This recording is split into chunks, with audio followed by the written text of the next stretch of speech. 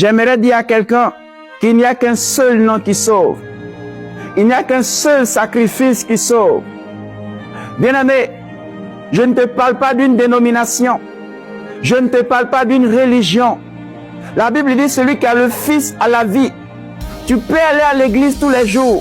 Si tu n'as pas le Fils de Dieu, tu n'as pas la vie. On n'est pas sauvé parce qu'on a une Bible. On n'est pas sauvé parce qu'on est attaché à une dénomination. On n'est pas sauvé parce qu'on porte le nom des chrétiens. On est sauvé parce qu'on a la foi en Jésus. Parce qu'on a cru au sacrifice de Jésus.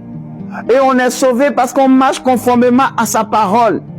Jésus a dit aux Juifs qui avaient cru en lui, si vous demeurez dans ma parole, vous êtes vraiment mes disciples. Vous connaîtrez la vérité et la vérité vous affranchira.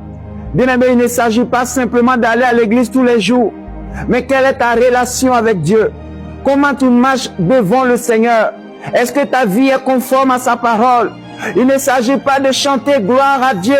Il ne s'agit pas de chanter alléluia. Il s'agit de marcher dans sa volonté parfaite.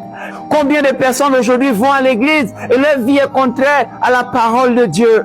Voilà pourquoi Jésus a dit, ce n'est pas tous ceux qui me disent Seigneur, Seigneur, qui entreront dans le royaume de Dieu, mais celui-là seul qui fait la volonté de mon Père qui est dans les cieux. Comment est-ce que tu marches devant Dieu? Est-ce que ta vie honore le Seigneur? Est-ce que ta vie plaire à Jésus? Tu as encore l'occasion de te mettre en ordre avec Jésus. Dieu ne te parle pas d'une religion. Je ne te parle pas d'une dénomination. Je te parle de la foi en Jésus-Christ. La foi en Jésus-Christ. La Bible dit à tous ceux qui l'ont reçu, à ceux qui croient en son nom, elle a donné le pouvoir de devenir enfant de Dieu.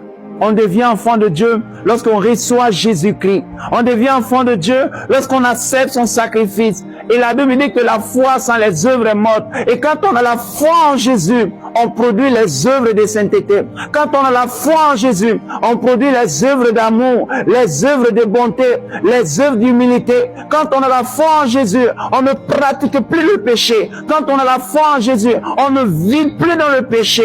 On marche désormais en nouveauté de vie. La Bible dit si quelqu'un est en Christ, il est une nouvelle créature. Les choses anciennes sont passées, voici toutes choses sont devenues nouvelles.